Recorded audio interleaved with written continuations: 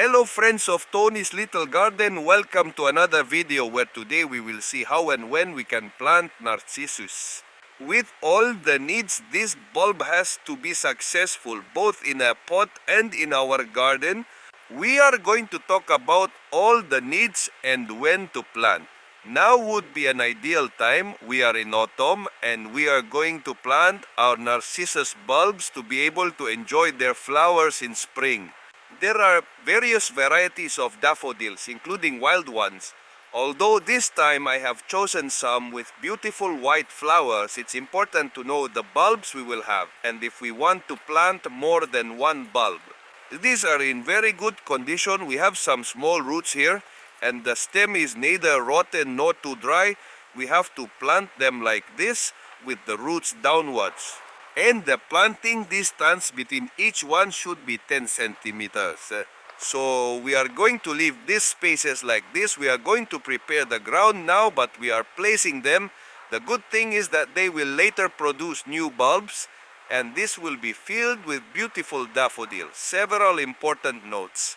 As I said, the best time to plant them is in the fall. In the northern hemisphere, between October and November, although in certain climates we could plant them in winter, it's much better to do it in autumn so the bulbs can adapt to our climate and soil and they grow stronger. The ideal temperature, which we should not lower much, would be between 5 and 15 degrees. Once the bulbs are established, it can go a little lower, but these would be the maximum temperatures for perfect development. And as always, like almost all plants, in this case the bulbous ones too, need direct sunlight exposure for at least 6 hours. That's why this flower bed, which is our flower bed, here we have the cyclamen, for which I already uploaded a video on how to plant and care for cyclamen. This one is almost 3 years old. I'll leave a link on the screen for you to check out. Let's choose this area, so we will prepare the ground and I will tell you all its needs. Regarding soil preparation and its needs, the daffodil is a plant, a bulb, like all bulbs that need soil that drains very well because otherwise the bulb can rot.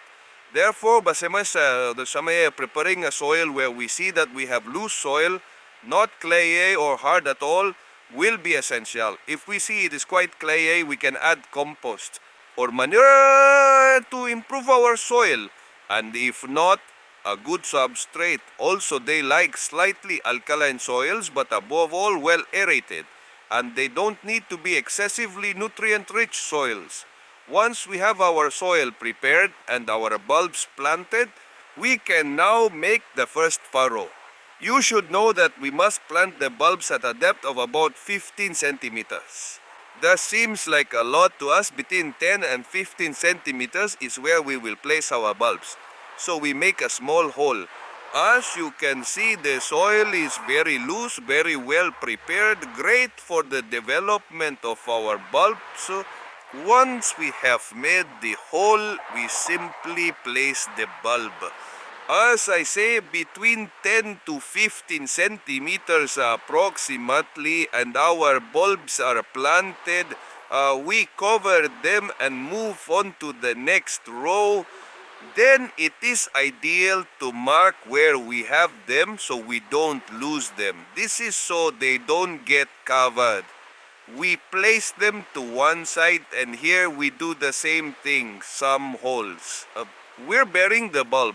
This one, as you can see, Paramount potash disposa, it's not difficult at all. It's actually very interesting to plant them.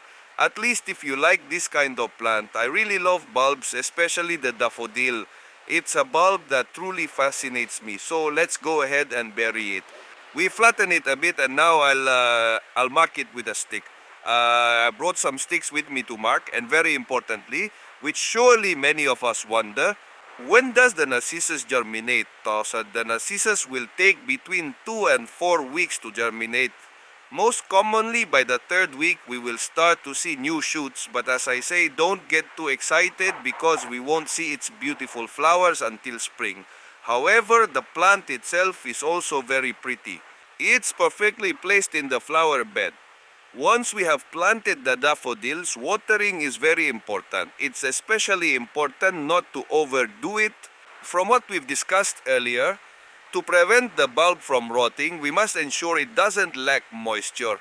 So if you have rainy autumns, winters, and springs, as I do, it would not be necessary to water the daffodil. Just check the condition of the soil, and if we see that it is very dry, especially in spring, we should water it. This way, they remain marked and watered, and I'll also mention that in the video description, I leave a link to a WhatsApp channel where I keep you updated with all the videos I upload, since YouTube has decided that some videos I upload to Tony's Garden are not relevant. So if you want to stay informed, not to miss any video, any Thursday, I simply leave a link there, you click and that's it. There won't be any kind of spam, and I will only post on Thursdays when I upload a video. We also have the option to plant our daffodils in a pot. It's very advisable because we can move them in case we need to, and it looks lovely. Then when it starts covering the whole pot of small daffodil bulbs, for me it is wonderful. As I say, it is one of my flowers' favorite bulb plants. Well, I like the tulip more, but the daffodil too. Ideally, we should take a pot of at least 20 centimeters in depth, between 20 and 25 centimeters deep. That would be ideal, and we should fill it with good substrate, especially a draining substrate. Be careful not to use peat so it's not excessively acidic. We will look for neutral substrates, or we can also use coconut husk.